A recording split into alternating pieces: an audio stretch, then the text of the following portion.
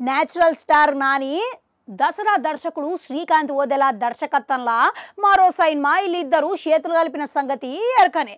అయితే వీళ్ళిద్దరు కలికలో వచ్చే సైన్మా ఇది మరో పెద్ద మొత్తంలో కూడుకున్న సైన్మా అంట.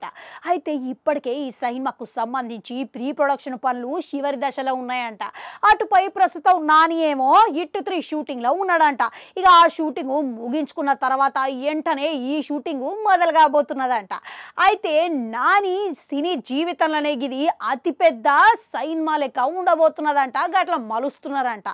అయితే నాని సైన్మాలలో ఇప్పటి వరకు 100 కోట్లు వసూలు చేసిన సైన్మాలు ఉన్నాయి, కానీ 100 కోట్లు ఖర్చు పెట్టిన సైన్మా ఒక్కటి ఇట్లా లేదు.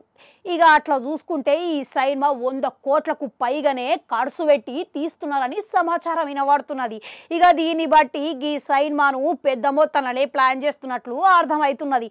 అంతేకాదు ఈ సైన్మా కొరకు స్టారు నటీనటులు ఇక గట్టి సాంకేతిక బృందం గిట్లా రంగలకి దించుతున్నారంట.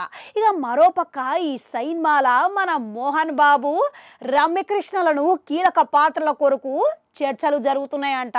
మన మోహన్ బాబేమో విలన్ పాత్రకు గాను ఒప్పించేందుకు చర్చలు అయితే జరుగుతున్నాయంట. ఇక మోహన్ బాబు సినీ జీవిత ప్రయాణం అనేదే విలన్ పాత్రతోని మొదలుపెట్టిరు.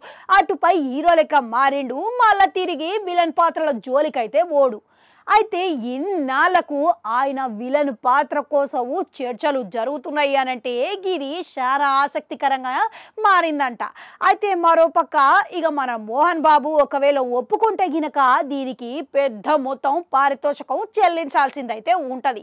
ఏదేమైనా సరే కానీ మోహన్ బాబు ఈ చిత్రంలో విలన్ పాత్రలు నటిస్తున్నాడంటే ఇది పైకి లేపే అంశం అనే చెప్పుకోవాలి. ఇక ఆయనకి ముందుగానే డైలాగు కింగ్ అని ప్రత్యేకమైన పేరు చెప్పాల్సిన పనే లేదు.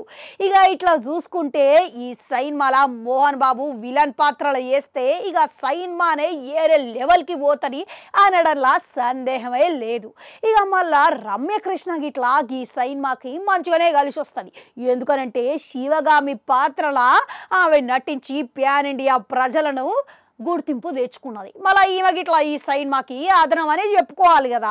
ఎటు చూసుకున్నా కానీ వీళ్ళిద్దరూ ఒకవేళ నటిస్తే సైన్మాకు పైకి లేపే అంశమే ఉంటుంది.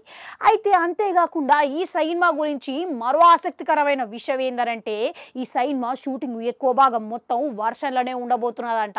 నాని జీవితంలోనే ఈ సైన్మా 200 రోజులు షూటింగ్ జరుగుతున్నదంట. షూటింగ్ మాత్రమే, అంటే ఆయన జీవితంలో ఇప్పటి వరకు అన్ని రోజులు ఏ సైన్మాకు పని చేయలేదు. ఇక మన సంగీత విషయానికి వస్తే అనిరుద్ధు రవిచందర్ ఈ సైన్మాకు సంగీతం వహిస్తున్నాడంట. మరోపక్క ఇక ఈ నాని జీవితంలోనే ఇది ఒక కొత్త రికార్డు అని చెప్పుకోవచ్చు. 200 రోజులు షూటింగ్ అంటే మామూలు విషయమా ఏంది? అవు ఇంతకు నాని సైన్మా ఇప్పుడు ఎట్టకేలకు వీళ్ళిద్దరి కలయికల మరో పెద్ద బ్లాక్ బస్టర్ హిట్ అయ్యి ఆయన జీవితంలోనే నిలిచిపోయే సైన్మా లెక్క ఉండే అవకాశం ఎంతవరకు ఉన్నదంటారు? కామెంట్లలో కామెంట్ పెట్టురి. అట్లనాడు గంటుంటారు, అది కూడా నొక్కురి, మళ్ళొస్తా.